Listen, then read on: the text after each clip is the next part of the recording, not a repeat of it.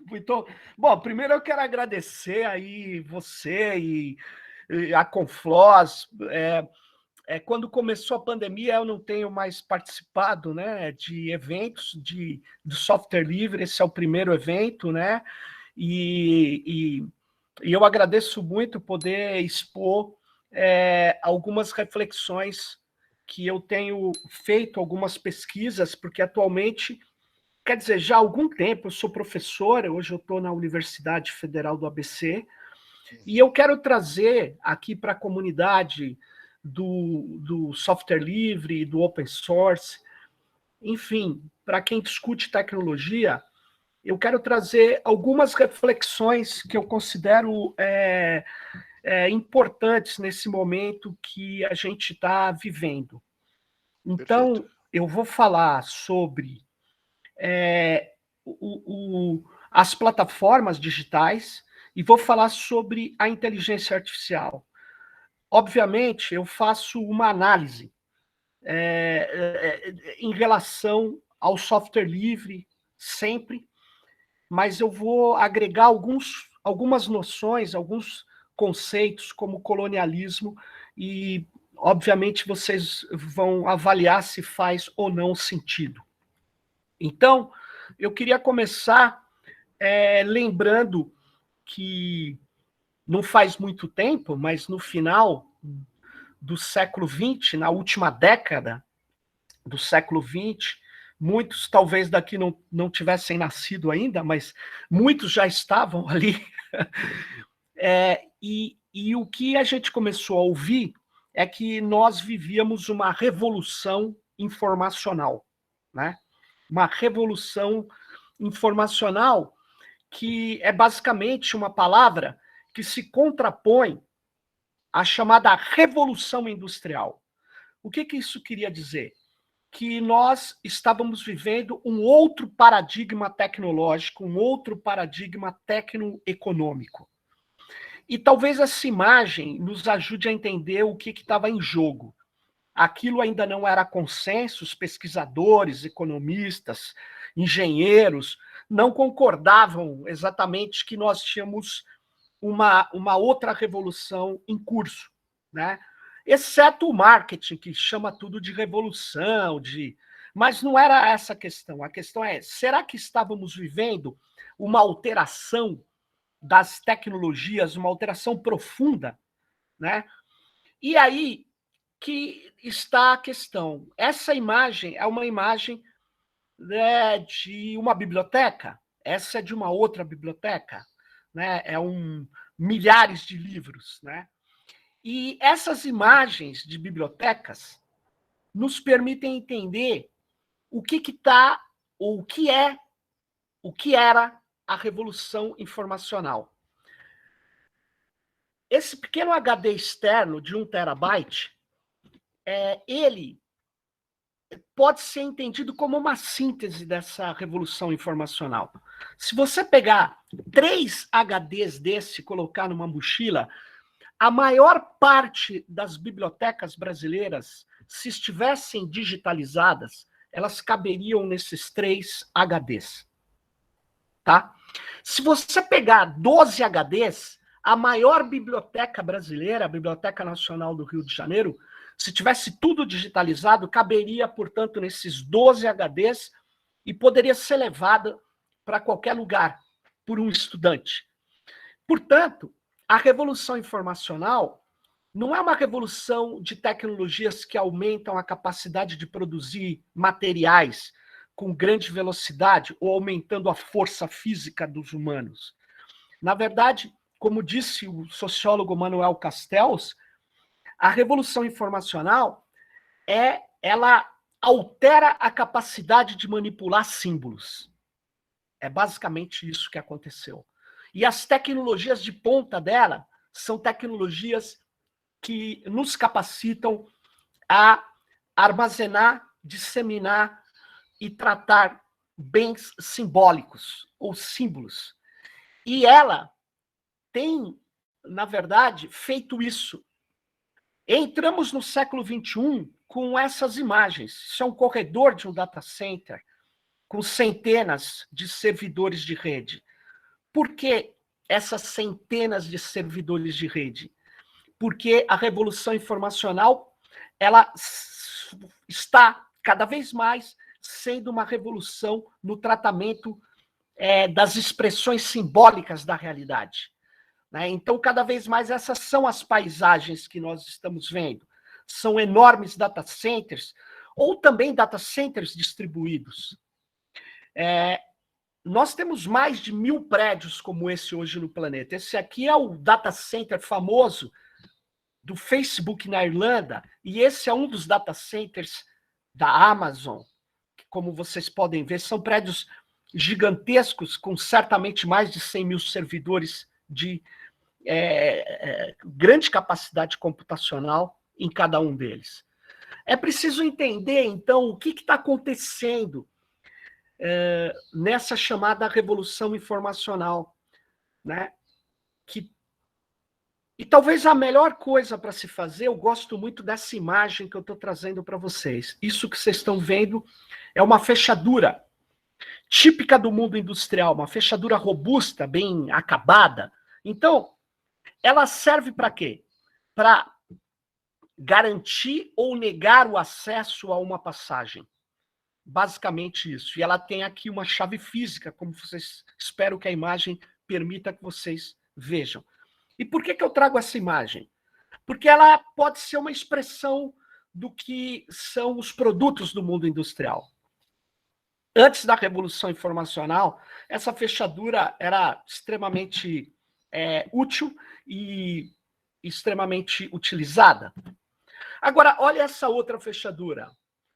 Essa outra fechadura, ela faz a mesma coisa que a fechadura do mundo industrial. Ela dá acesso ou nega acesso a quem não tem uma certa biometria ou um código ou um cartão magnético para acessar essa passagem. Então, ela serve para abrir e fechar uma passagem, como a outra fechadura. Só que tem um detalhe. Olha que interessante. Essa fechadura digital, à medida que ela faz um ato, que é o ato da sua existência, da sua finalidade, que é negar acesso ou permitir acesso, ela gera uma quantidade enorme de dados sobre o ato que ela realizou, que a fechadura industrial não gera. Essa fechadura permite eu saber qual foi a senha ou a biometria que abriu a passagem, quantas vezes ela abriu num dia, quantas vezes a porta ficou aberta, quantas vezes ela foi fechada, enfim, uma série de dados sobre um único ato. E é isso que a Revolução Informacional começou a realizar a partir de meados da primeira década do século XXI. Ela começou a pegar aquilo que seria a digitalização e construir dispositivos e máquinas que, além de digitalizar, ela também permitia obter uma série de dados sobre os atos que as máquinas e os processos realizavam. E essa série de dados, ela precisava ser armazenada. E, portanto, começamos a ver que o digital passa a se dataficar e os data centers, ou centros de armazenamento de dados, passam a ser extremamente importantes. E para você avaliar efetivamente se isso está penetrando na consciência dos gestores do planeta, eu trago aqui esse livro, na verdade, esse report, esse relatório do Banco Mundial de 2018, que poderia traduzir como desenvolvimento dirigido ou baseado em dados. Eu vou ler 3 parágrafos muito curtos. Então, nesse relatório do Banco Mundial está escrito: a economia digital se tornou mais intensiva em informações e até mesmo os setores tradicionais, como o petróleo e gás ou serviços financeiros, estão se tornando orientados por dados. Em 2020, projeta a Cisco, o tráfego global da internet chegará a cerca de 200 exabytes por mês.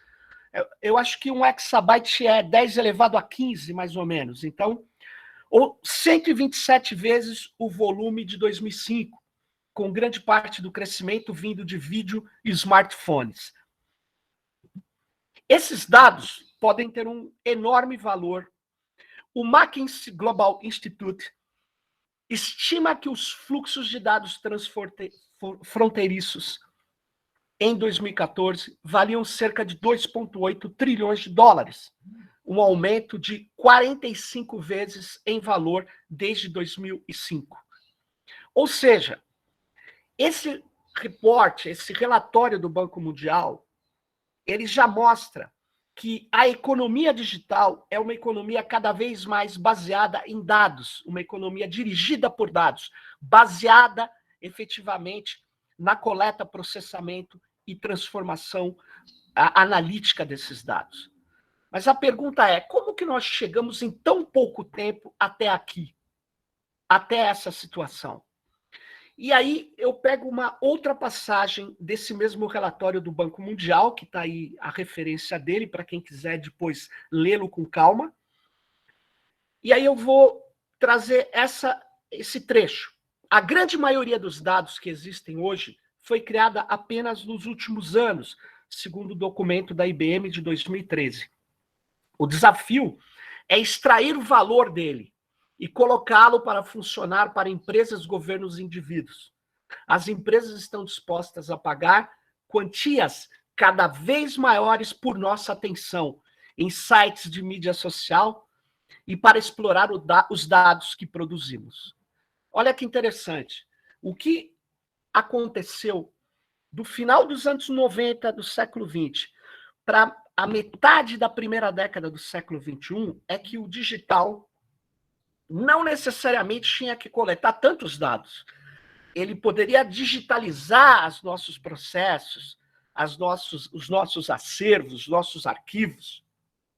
Mas mais do que digitalizar, ele está usando as redes digitais, as redes que nós nos comunicamos e são fundamentais na nossa vida, na economia, na política, nos negócios, na cultura.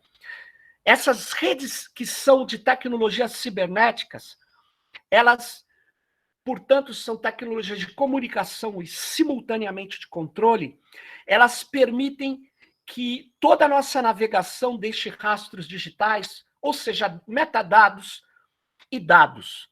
Esses dados estão sendo coletados porque passou-se a entender que eles tinham alto valor. E os modelos de negócio que passaram a ganhar força a partir da metade da primeira década do século XXI são modelos de negócio baseados na extração de dados e no seu tratamento. E isso está acontecendo em escala gigantesca no planeta, a ponto de uma pesquisadora que tem um best-seller hoje no mundo, ela escreveu um livro sobre o capitalismo de vigilância, ela se chama Shoshana Zuboff, ela é uma pesquisadora de Harvard, muito renomada, e ela escreveu que essa coleta de dados ubíqua, massiva, pervasiva, o tempo todo, gerou que o capitalismo digital teria se tornado um capitalismo de vigilância. E ela escreveu uma nova ordem econômica que reivindica a experiência humana como matéria-prima gratuita para práticas comerciais ocultas de extração, previsão e vendas. Ou seja, ela diz que tem uma nova ordem econômica em curso. Claro, eu tenho alguns pontos de discordância que não estão em questão aqui com a Zuboff. Apesar da descrição dela ser precisa, a nomeação que ela faz do que seria digital dataficado, transformado em dados, na minha opinião, não alterou a dinâmica central do capitalismo. Ela apenas acelerou a concentração de capital num tipo específico de estrutura. E antes de entrar nesse tipo específico de estrutura, que melhor se dá com os dados, eu queria fazer uma ponderação que é extremamente polêmica, então eu chamo muito a atenção de todas e todos que estão aqui. Os dados, eles não dão em árvore, eles nunca são naturais. Dados dependem sempre de dispositivos de criação e coleta. Mesmo quando olhamos uma árvore e podemos dizer que o número de folhas é um dado, a gente está usando a nossa capacidade óptica diretamente relacionado a uma rede neural biológica em nosso cérebro. Tudo bem.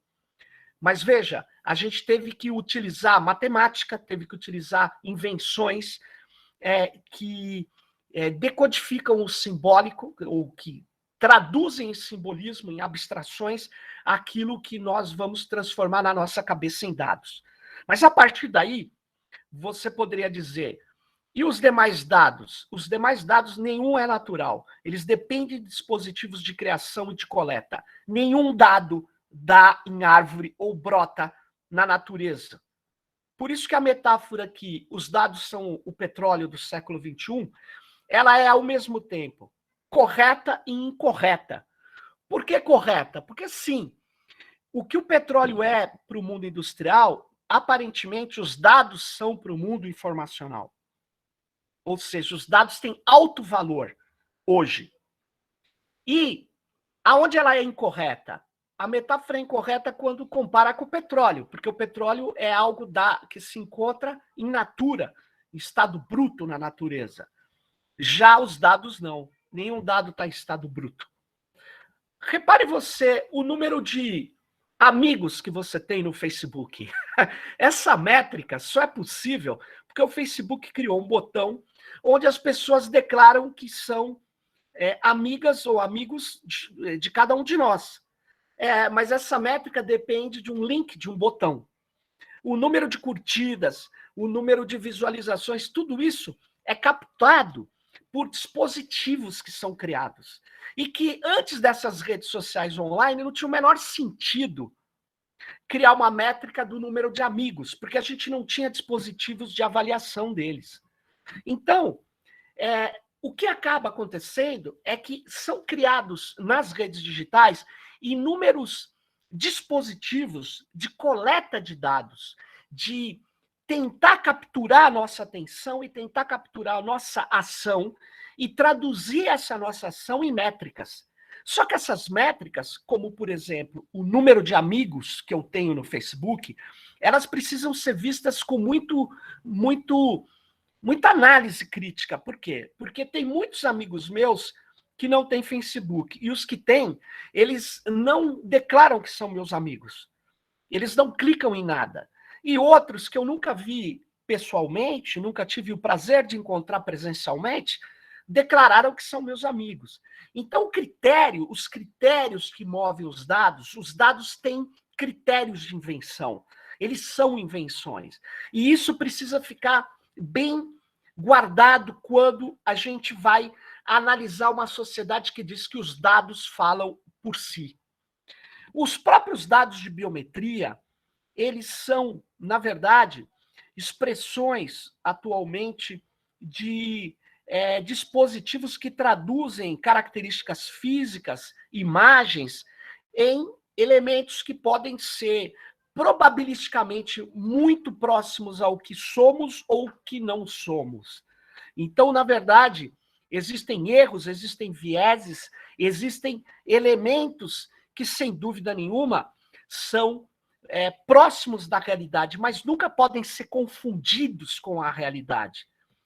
Portanto, eu queria chamar muito a atenção de todas e todos aqui que os dados não são naturais, apesar que a pesquisadora José Van Dijk diz que nós estamos vivendo uma era de dataísmo, dataism em inglês, que seria uma crença absoluta e total nos dados, e uma crença na sua objetividade, e também na objetividade das empresas e mecanismos que os coletam e que os tratam.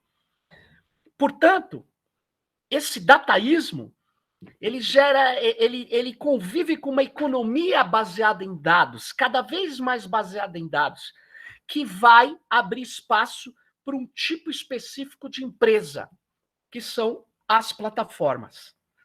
As plataformas, o que elas são?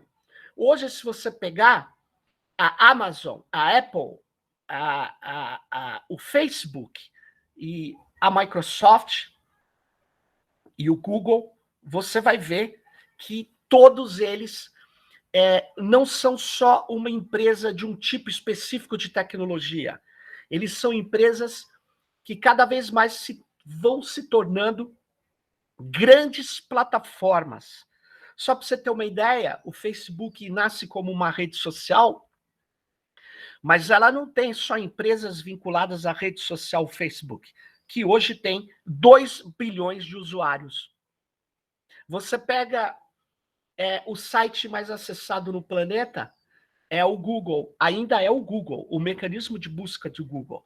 E esse mecanismo que nasce e funda uma empresa, né, em aproximadamente 1996, se eu não me engano, ele vai se estruturar como uma empresa que vai até criar uma holding chamada Grupo Alphabet, que vai ter uma série de outras aplicações, de outras tecnologias.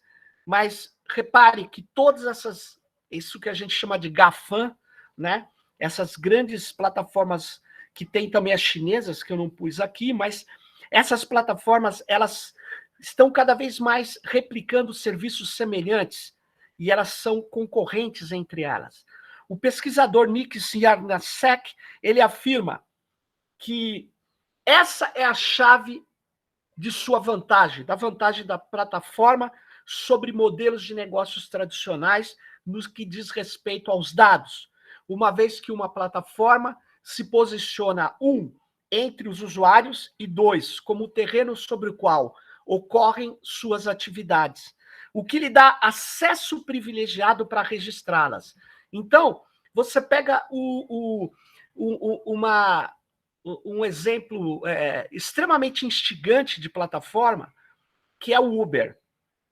O Uber não precisa ter nenhum carro. Ele é um serviço digital que tem uma versão extremamente bem articulada e veloz e amigável no celular, e que um motorista que quer prestar serviços de deslocamento urbano, ele se inscreve naquela plataforma, então ele oferta esse serviço, e aquele que precisa desse serviço utiliza aquela plataforma, portanto tem a demanda pelo serviço. Então a plataforma entra como intermediário entre oferta e demanda de uma série de atividades, não só atividades de comunicação. E para mostrar isso para vocês, eu trago o exemplo da Rolls-Royce. A Rolls-Royce, quando eu era criança, era um fabricante de carros de ricaços. A gente falava, nossa, eu um dia vou ter um Rolls-Royce. Mas a Rolls-Royce, o setor mais importante dela ultimamente é vinculado à aviação. Ela fabrica motores de avião. Só que ela percebeu que a manutenção dos motores de jato, a jato que ela fabrica, envolve margens de lucro 7 vezes maiores do que a fabricação do motor. Então, o que ela passou a fazer? Ela montou um modelo de negócio de bens como serviço. E aí ela instala sensores nesses motores e ela dá manutenção aos motores. Ela chega a fazer leasing, aluguel, vamos dizer assim, também desses motores. Mas o mais interessante é que elas passaram, a Rolls-Royce passou a saber praticamente tudo sobre a aviação civil. Por quê? Porque ela sabe cada avião que está no ar. Ela tem sensores no motor. Ela sabe os dados das performances desses motores. Ela sabe os dados das performances dos aviões. E ela passou a oferecer vários outros serviços. Ela está se tornando uma plataforma da aviação civil mundial. Ou seja, as plataformas que antes... pega a Microsoft. A Microsoft era uma empresa de software proprietário, mas depois ela foi abrindo uma enorme variação. E ela, numa economia baseada em dados, ela passou a atuar também com data centers, com Azure, com inteligência artificial, com uma série de outros de outras perspectivas. E aí, nesse ano, em abril desse ano, ela comprou por 19,7 bilhões a Nuance, ou Nuance em português, que é uma empresa de inteligência artificial vinculada à saúde, e que é uma empresa que tem um conversor de voz em texto e de texto em voz absurdamente de altíssimo nível.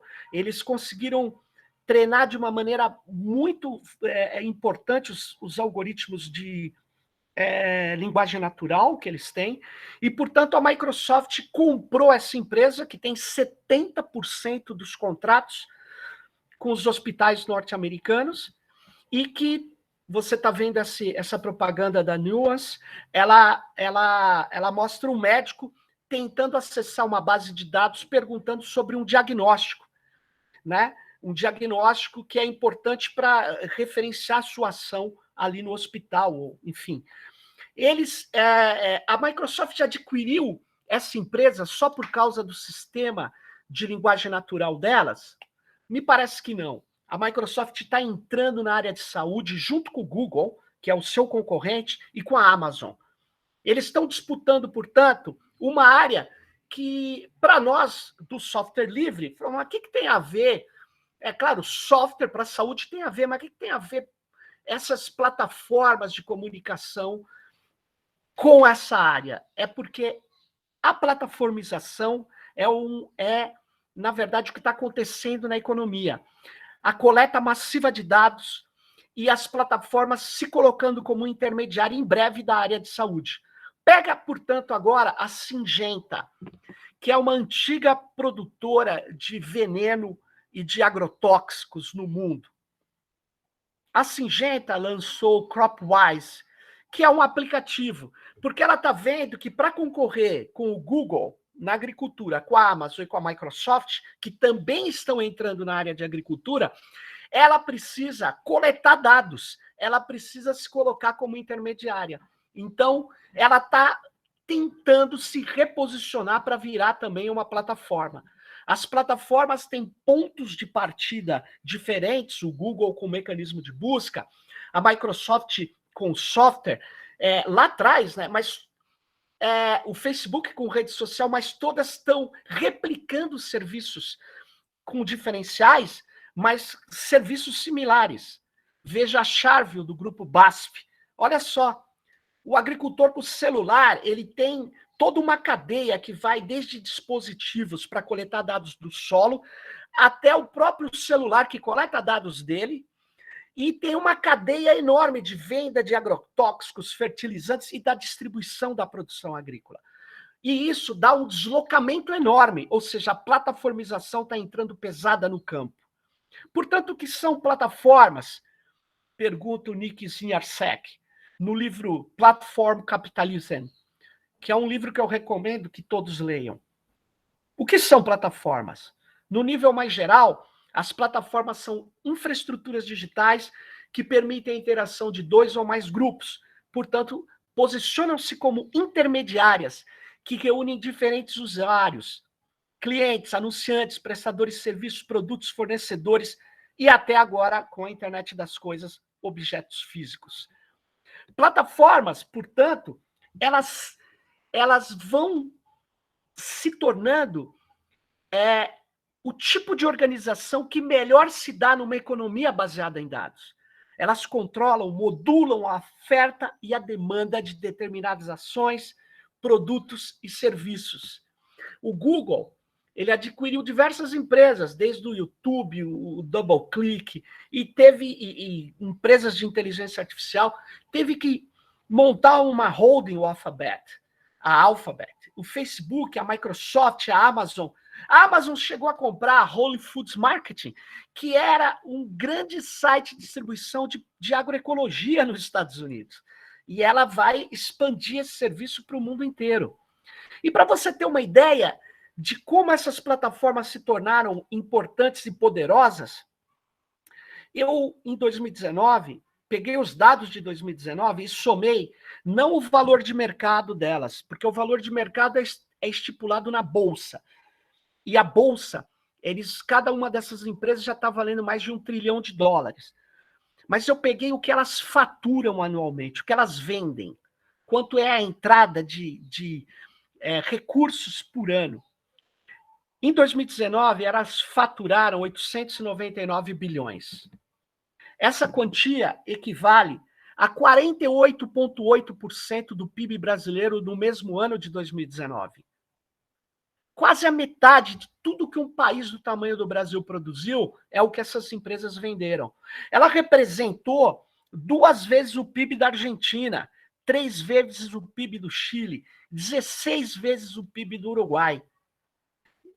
Tudo isso baseado em 2019. Então, repare o tamanho e o poder econômico. 2 dessas plataformas trabalham com 90% do seu faturamento vem do tratamento de dados pessoais e venda para marketing e serviços. Isso tem gerado já uma série de discussões. O próprio pesquisador economista da Sorbonne, Cédric Durand, ele nomeia essas plataformas como expressões de um tecnofeudalismo. O que ele quer dizer com isso? Que elas vão construindo ramos, elas vão construindo verdadeiros feudos, vão construindo usuários de seus serviços, vão os encapsulando e que, em breve, elas terão mais força que estados. Hoje elas não têm mais força que o governo americano, não têm mais força que o governo chinês, nem que o Estado russo, mas elas têm mais força do que vários outros estados do planeta. Portanto, as plataformas do capitalismo digital dataficado, elas estão ganhando cada vez mais poder porque elas também estão dominando a área de inteligência artificial. Olha só, de 2011 a 2015, a China produziu mais de 37 mil papers de inteligência artificial, papers científicos, que é uma métrica que a gente tem para analisar as pesquisas que estão ocorrendo numa determinada área. Os Estados Unidos, ele ficou um pouco atrás, mas veja, já China e Estados Unidos, até 2015, lideravam efetivamente as pesquisas de inteligência artificial. A inteligência artificial é cada vez mais importante para a invenção, difundindo ela amplamente entre tecnologias. Ela está em várias outras tecnologias, entende? A inteligência artificial é um nome genérico, é um guarda-chuva, principalmente para uma área que avançou mais dentro dela, que é a área da chamada conexionista, que é baseada em dados. Nos 16 anos, de 2002 a 2018, os pedidos, agora eu vou falar não de patentes concedidas, mas de pedidos de patentes de inteligência artificial, segundo um levantamento feito pelo próprio escritório de patentes dos Estados Unidos, que é o principal escritório de patentes do mundo, ela aumentou em mais de 100%, passando de 30 mil pedidos para 60 mil pedidos anualmente. Olha que loucura. Ou seja, você tem a inteligência artificial principalmente vinculada à ideia de patente. Nós estamos falando de patentear algoritmos, patentear sistemas algorítmicos, patentear design de negócios. No mesmo período, a participação de todos os pedidos de patente que contém inteligência artificial, que envolve deep learning, machine learning, redes neurais, etc., ela cresceu de 9% para 16%. Ou seja, não são patentes exclusivamente do que chamamos de inteligência artificial, mas são patentes onde a inteligência artificial estão vinculadas a outros tipos de tecnologia. Ela cresceu para 16%. E, olha que loucura, os 5 maiores proprietários de patentes de inteligência artificial nos Estados Unidos, no momento da concessão de 1976 até a 2018, eram essas empresas aqui. A IBM, com mais de 46 mil patentes de inteligência artificial, a Microsoft, com mais de 22 mil, o Google, a Hewlett Packard, HP, e a Intel. Mas olha só, você tem um pedido de patentes extremamente gigantesco, e são patentes vinculadas a boa parte a códigos também. A maioria das 30 empresas com mais patentes de inteligência artificial está no setor de tecnologia de informação e comunicação, obviamente, com notáveis exceções. Porque entre essas 30 empresas, está lá o Bank of America, que é capital financeiro direto, a Boeing, que é empresa de aviões, e a General Electric. Olha que curioso. Ou seja, nós estamos tendo um patenteamento exagerado. E o que faz uma patente? Ela, ideologicamente, o termo usado é protege uma invenção por 30 anos, por 20 anos. Para outros pesquisadores, ela bloqueia o uso desse conhecimento, daquele específico, por 20 anos. Depende do que lado você está na história. Você pode chamar de proteger ou você pode chamar de bloquear aquela invenção. E aí que eu trago para vocês uma pergunta. Diante desse elevado controle de plataformas, da invenções, dos conhecimentos sobre inteligência artificial, eu pergunto, os princípios do software livre estão sendo difundidos ou combatidos na área de inteligência artificial?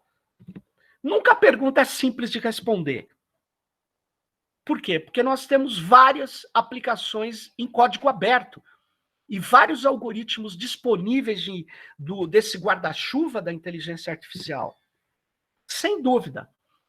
Alguns têm até licenças muito permissivas de uso, muito parecidas ou similares à do GNU ou à da GPL.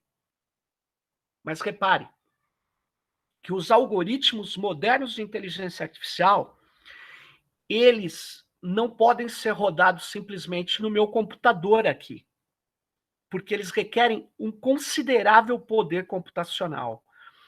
E aí que nós estamos vendo uma mistura de coisas extremamente complicadas para quem defende a liberdade do conhecimento, para quem defende, na verdade, que o conhecimento tem que estar acima dos modelos de negócio, a liberdade de se criar, que é a lógica GNU, que é a lógica GPL, que é a lógica do software livre. O hardware de inteligência artificial inclui componentes físicos de computador projetados para atender um requisito de maior eficiência e velocidade de processamento.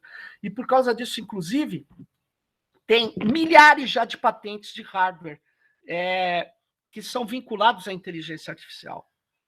Por exemplo, dá uma olhada depois, se vocês tiverem curiosidade, a patente 8892.487, concedida à IBM, ela descreve um dispositivo para o processamento de informação eficiente que desculpe pela tradução, mas eu achei a palavra melhor aí, é imitar as sinapses entre neurônios biológicos e análogos a um cérebro biológico.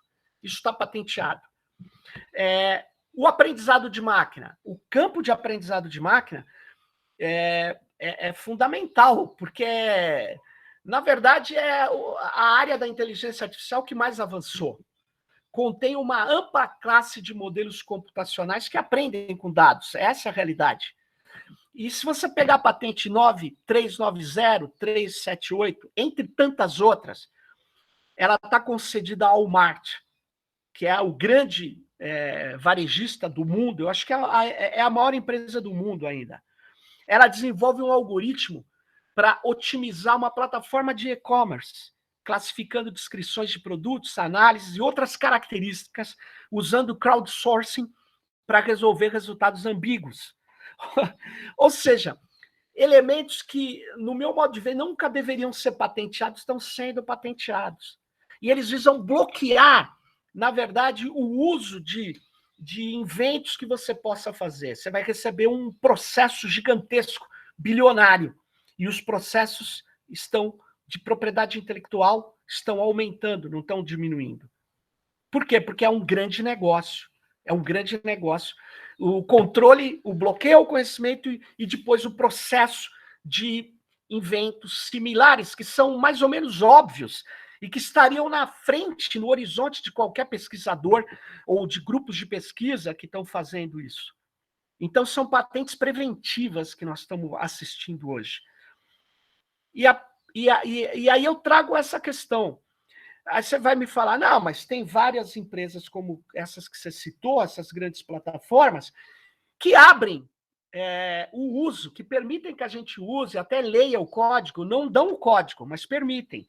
E até porque se desse o código, a gente não conseguiria nas grandes aplicações, rodá-los em pequenos processadores. Em processadores precisariam ter grandes data centers para fazer isso.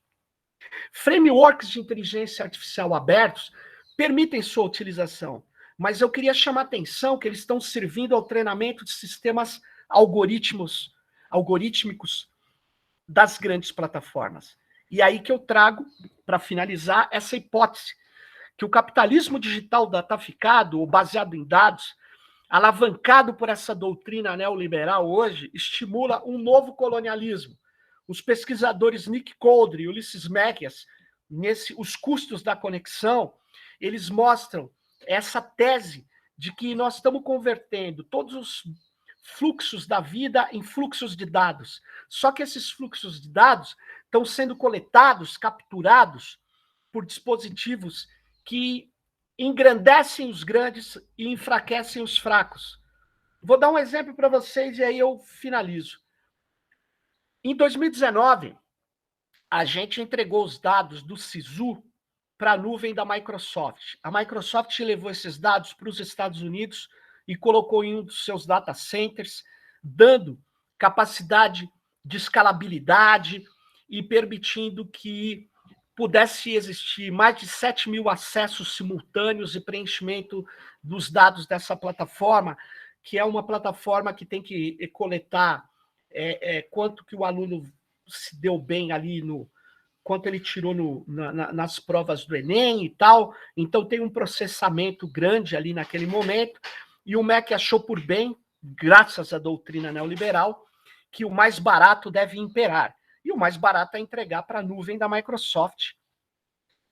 Reparem que nós entregamos dados do desempenho escolar dos nossos jovens para uma plataforma que cada vez mais vive do tratamento de dados pessoais. E isso não é um escândalo no Brasil. Mas eu pergunto a vocês, será que uma empresa brasileira ou francesa teria condição de pegar dados do desempenho escolar dos adolescentes americanos e tratar fora do seu território? Fora da sua jurisdição? Eu acho muito difícil. Aqui está um outro exemplo que, para mim, mostra uma mentalidade colonizada que nós estamos vivendo. O governo de São Paulo, está a foto do nosso governador aqui no estado de São Paulo, com uma placa, que, na verdade, é um endereço digital. Então, o que o governo de São Paulo fez? Fez parceria com o Google para criar endereços virtuais para propriedades rurais. Muito legal. Mas por que ele não usou o OpenStreetMap? Por que ele não implantou todo o serviço e criou uma série de oportunidades para startups criar em cima do Google Map e obter os dados e guardar os dados aqui no nosso país? Desenvolver uma inteligência local. Mas isso nem se passa na cabeça deles. O Tribunal de Justiça de São Paulo, em 2018, ele fechou um contrato de 1,3 bilhões com a Microsoft. Esse contrato era de hospedagem dos dados, dos processos e da relação entre técnicos judiciais, operadores de justiça, juízes, para hospedar todo o sistema de gerenciamento na nuvem da Microsoft e também fazer ou desenvolver a inteligência artificial do Poder Judiciário paulista. Obviamente, ainda bem, o Conselho Nacional de Justiça suspendeu esse contrato. Primeiro porque ele era sem o questionamento do processo licitatório, ele teve uma dispensa de licitação, mas também porque uma infinidade de informações sobre a vida, economia da sociedade brasileira, no maior tribunal de justiça do país, seria entregue para uma empresa que tem interesses econômicos e políticos no país. Ou seja, que é uma coisa sem noção. E agora, o governo lançou o aplicativo SouGov.br. Bom, ele mudou lá a política depois que eu fiz uma crítica, inclusive, vários antes, o meu sindicato de professores federais fez uma crítica, que ele estava dizendo que entregaria os dados para a IBM, uma série de dados do servidor público federal, e aí ele mudou a política de privacidade, de uso, dizendo que não ia entregar os dados, ia entregar só as conversas que eram feitas no chat, para ser rodado no Watson da IBM. Aí eu pergunto a vocês, será que nós não temos universidades no Brasil, empresas brasileiras, gente capaz de responder ou fazer um chat com linguagem natural, inteligente, para dialogar com os servidores federais? Ou nós queremos mesmo treinar os sistemas algorítmicos da IBM com dados de quase 1 milhão de servidores públicos federais? Ao treinar os sistemas algorítmicos das plataformas, os dados extraídos das sociedades pobres não geram produtos e serviços digitais criados aqui em nossas localidades por nossa inteligência coletiva. E isso não é só uma questão que eu, Sérgio Amadeu, estou falando aqui. Esse texto do deputado e matemático francês Cédric Villani, né, sobre a inteligência, uma estratégia de inteligência artificial para a França, ele pode ser visto porque ele fala que a França pode ser considerada uma cibercolônia hoje, por exatamente não estar conseguindo acompanhar o investimento em inteligência artificial da China e dos Estados Unidos. E aí, eu pego a estratégia brasileira de inteligência artificial e termino efetivamente. Ela diz, olha lá, no segundo parágrafo, sabe-se que, à medida que os dados e o conhecimento têm precedência sobre os fatores de produção convencionais, mão de obra e capital, as barreiras industriais são quebradas com a crescente convergência de produtos, serviços e máquinas inteligentes. Desculpa, gente, mas não tem barreira industrial quebrada nenhuma.